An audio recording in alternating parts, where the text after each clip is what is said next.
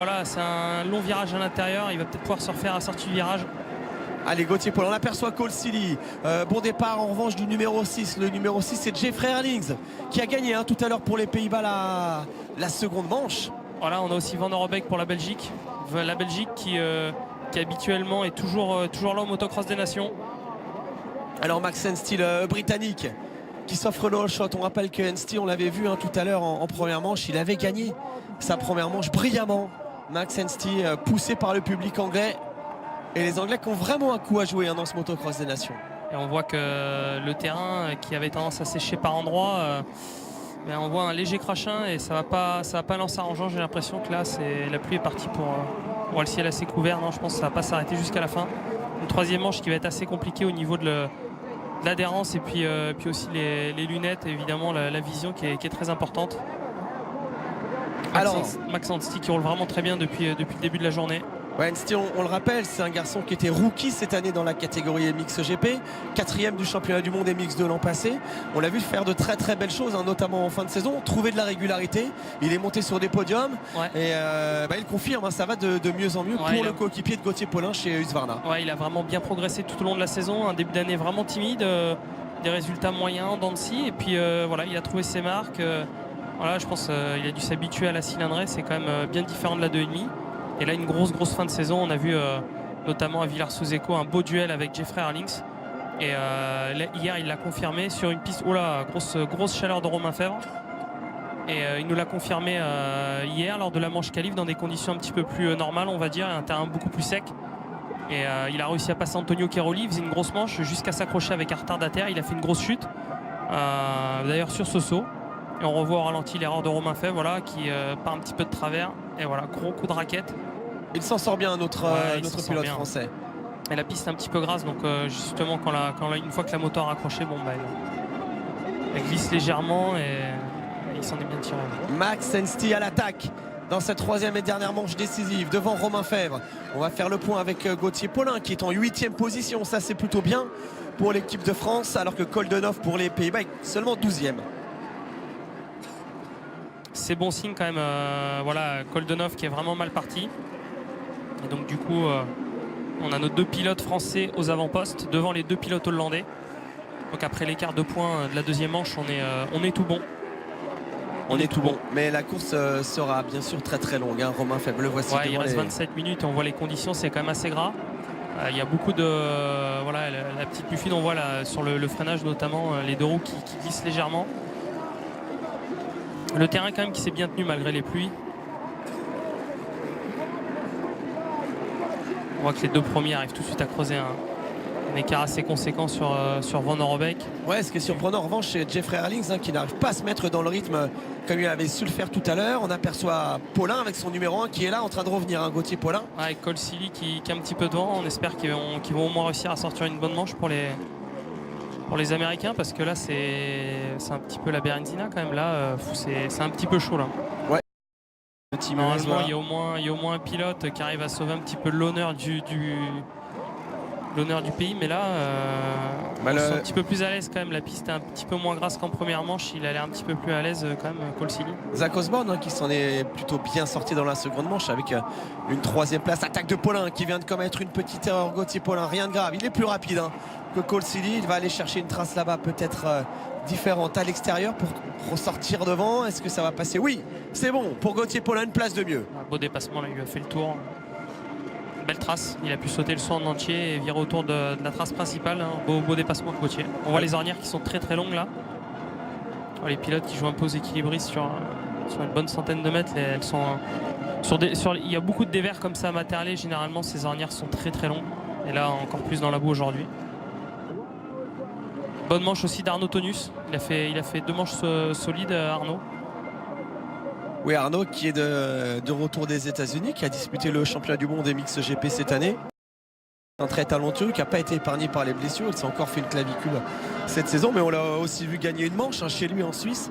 Il est monté sur un podium à Trentino en Italie. C'est un garçon qui est particulièrement talentueux, Arnaud Tonus, et il avait déjà bien roulé l'an passé, on s'en souvient, à Maggiora. Alors que Paulin en train d'attaquer Arnaud Tonus. Gauthier Paulin qui attaque Arnaud Tonus. Encore une petite erreur. Et l'ambiance. C'est pas étonnant sur un terrain gras comme ça que les Rousses dérobent. Ouais, grosse ambiance aux nations, les Anglais sont vraiment très très chauds. Et puis on a un Anglais qui est en tête. Hein. On a un Anglais qui est en tête et même pour avoir roulé plusieurs fois là-bas, les Anglais sont vraiment j'ai envie de dire, le meilleur public derrière les Français. On est quand même, on va quand même être un petit peu chauvin, mais dans les Anglais c'est un bon public et qu'il pleuve ou voilà, ils sont là, on voit en nombre et ils sont à fond. Et là en plus, bah, voilà, Maxence qui est devant. Donc les Anglais qui vont jouer quand même le podium sur cette édition et ça. Si je dis pas de bêtises, ça fait un petit moment qu'ils n'y sont pas montés. Allez, une petite faute de Max Ensti. Romain Fèvre en a profité pour se rapprocher derrière. Attaque d'Herlings dans la descente face à Jérémy Van Der Beek. Jeffrey Herlings qui repique à l'intérieur. L'ouverture et qui est en train de se faire repeindre. Ça y est, il passe.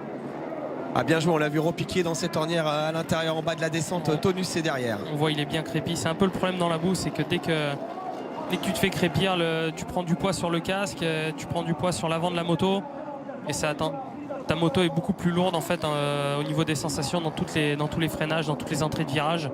Et c'est un terrain aussi où il y a beaucoup de sauts. Donc on voit Max Ensti qui lui est parti devant, qui est tout propre et ça reste quand même un gros avantage sur les courses boueuses.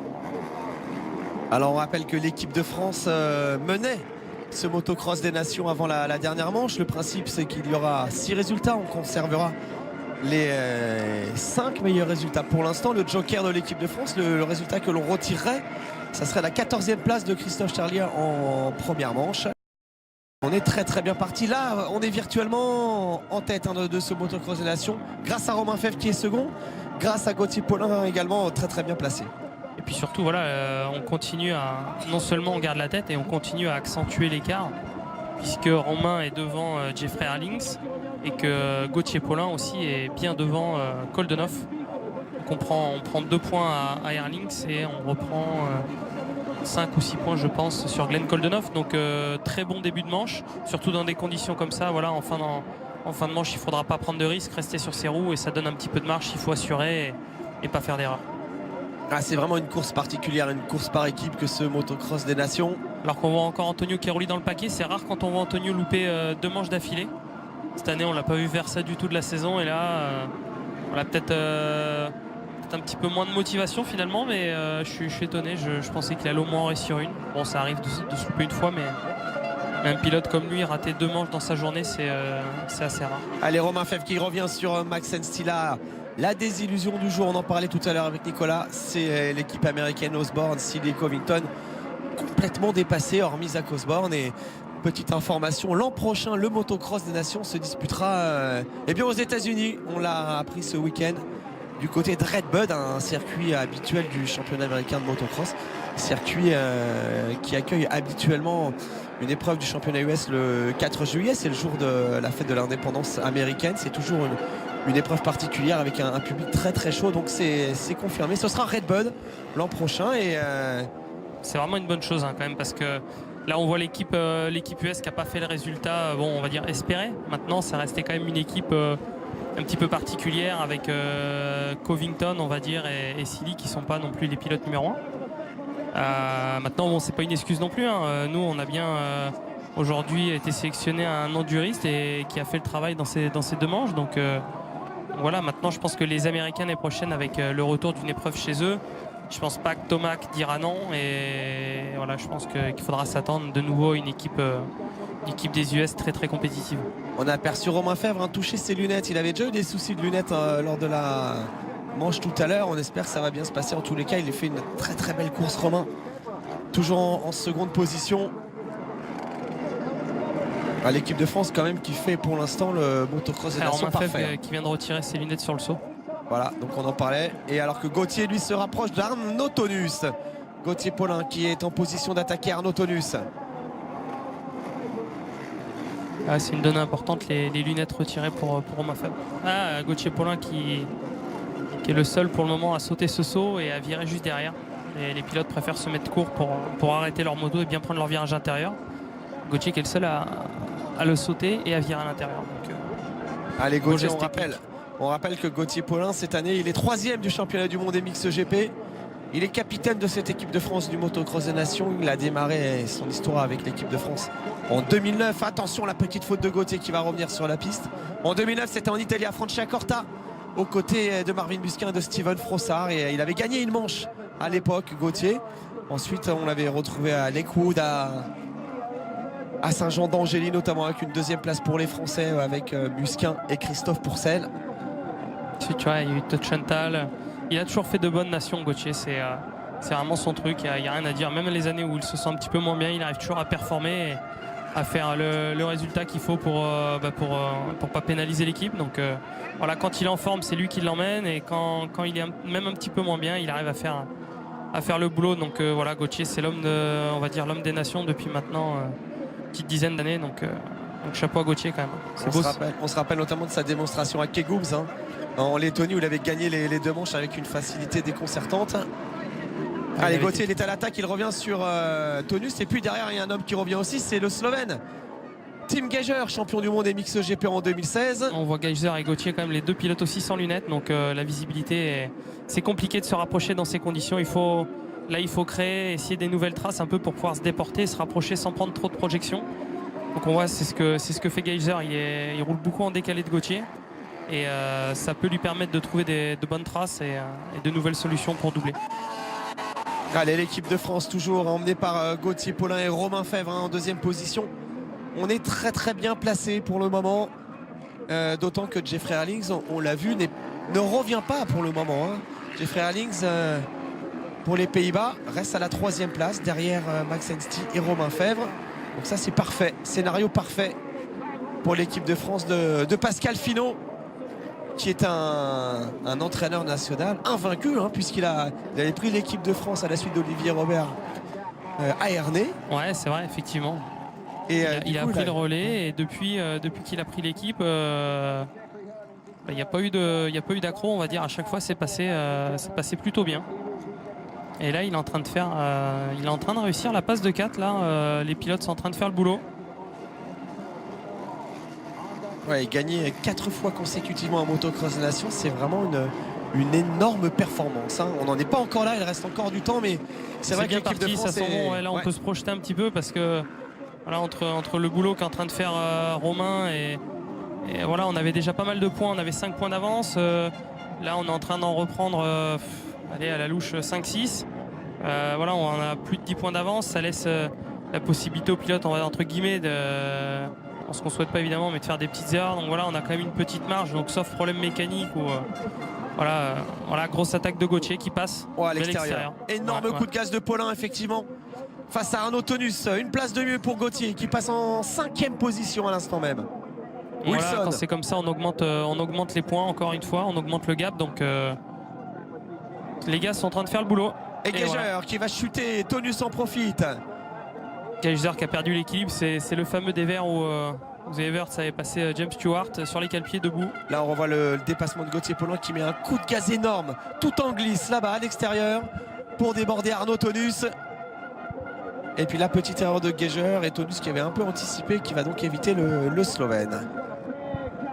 Alors, on voit les conditions qui sont quand même une piste bien compliquée, hein. Les sauts qui sont pas évidents, des ornières longues, des appels un petit peu glissants. Avec ce crachat, en fait, sur toutes les parties un peu dures, ça devient vraiment compliqué.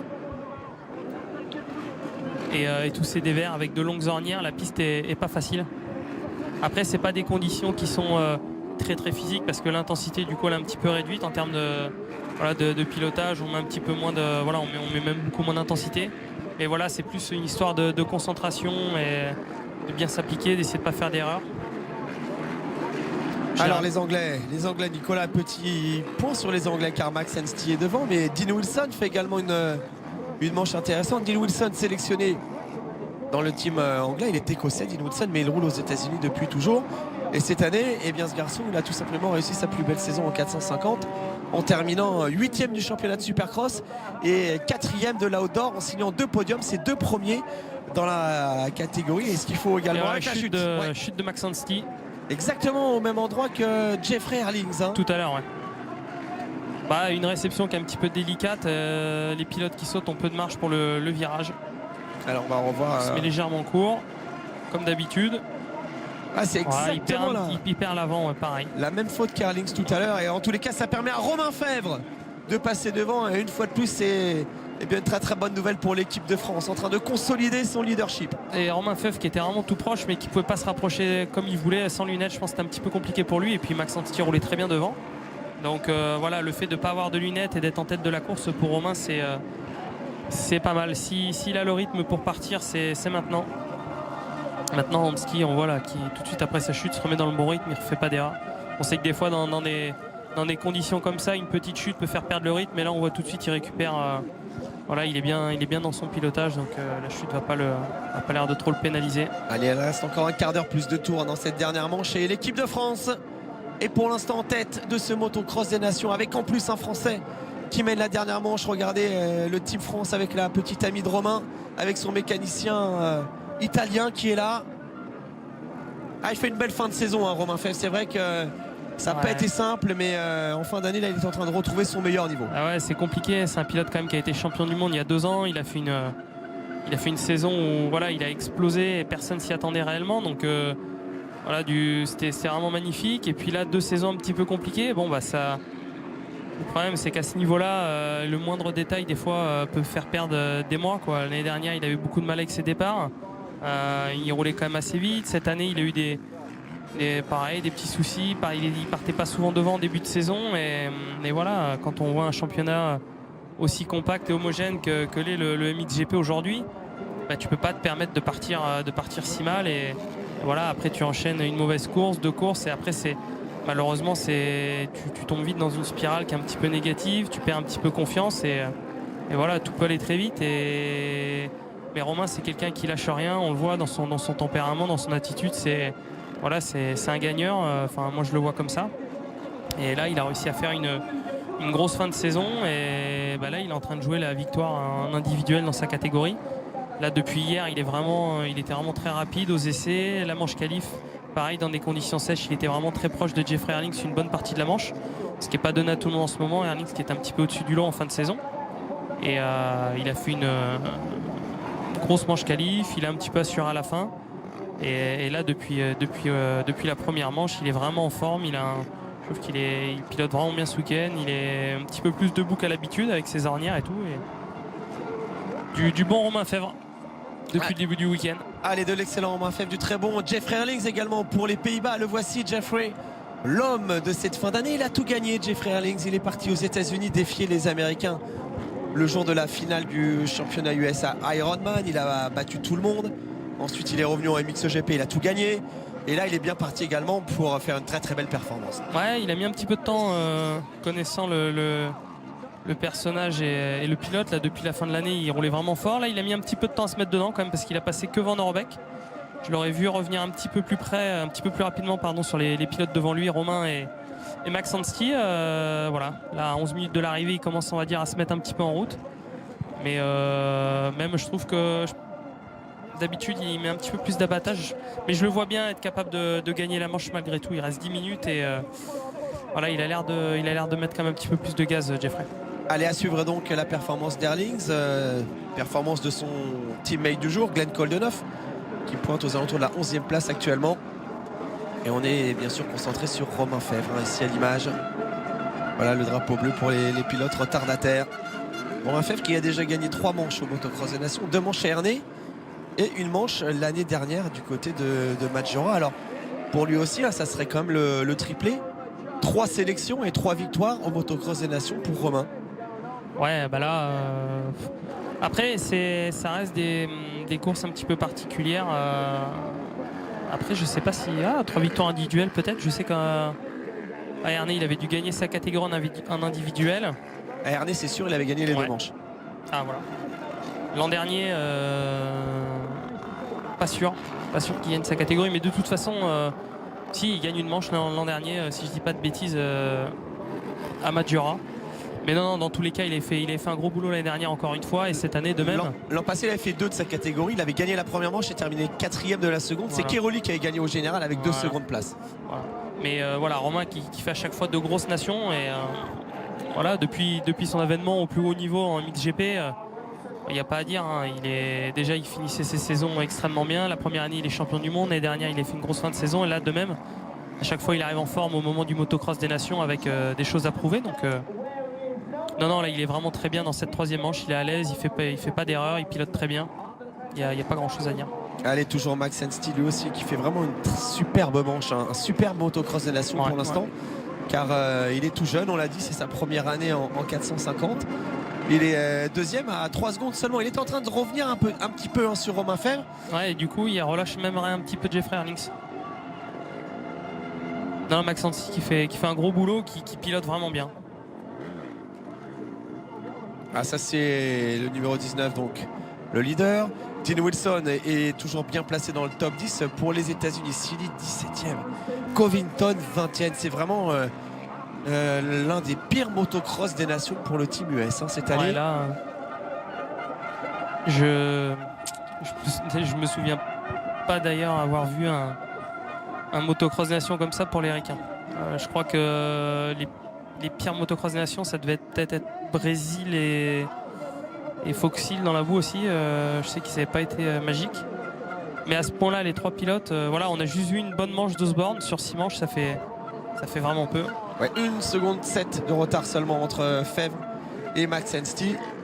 Confirmation que le pilote britannique est en train de revenir sur notre Français. Il reste 8 minutes 35, plus de tours dans cette dernière manche. L'équipe de France est donc virtuellement en tête de ce motocross des nations, alors que Cole Silly, lui, va s'arrêter avec un amortisseur arrière cassé. Voilà.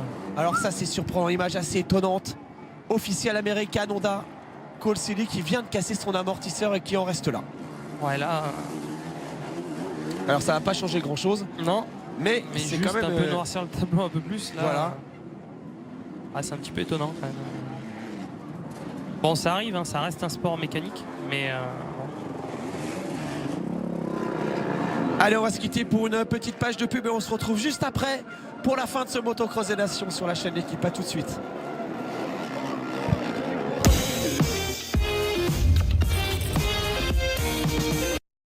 Retrouvez toutes les sensations du motocross avec Kenny, spécialiste de l'équipement pour le pilote. Votre programme vous est présenté par la Mutuelle des motards. Rendez-vous sur mutuelledesmotards.fr.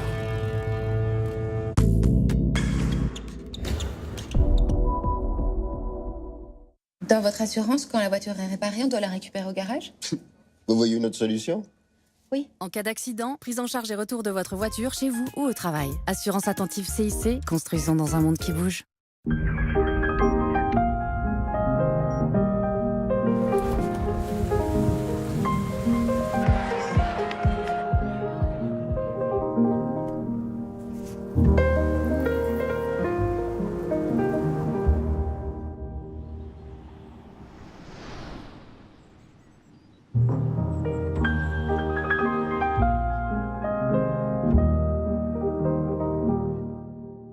Volkswagen.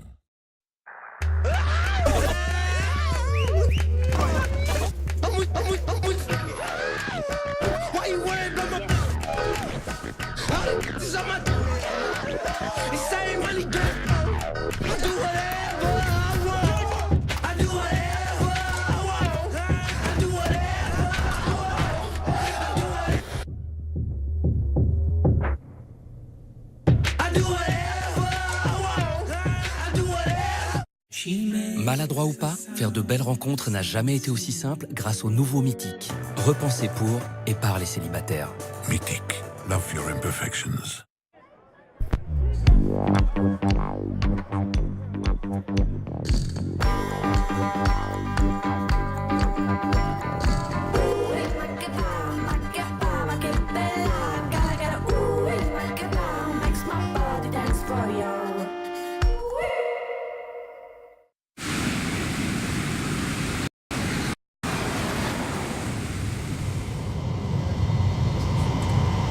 Avec TGV, Bordeaux en 2h04 et Paris-Rennes en 1h25. Réservez dès maintenant sur voyagesncf.com ou en agence de voyage agréée.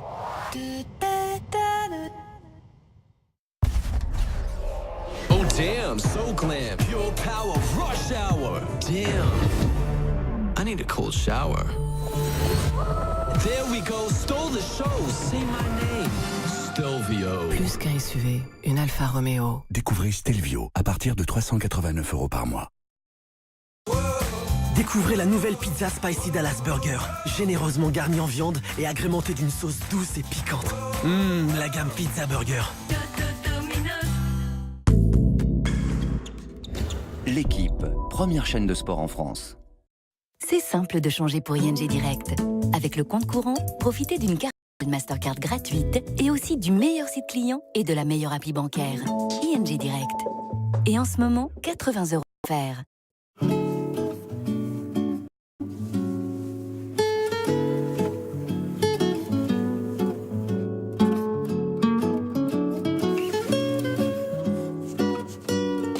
Plus de 12 000 véhicules d'occasion garantis et disponibles tout de suite sur dasveltaauto.fr.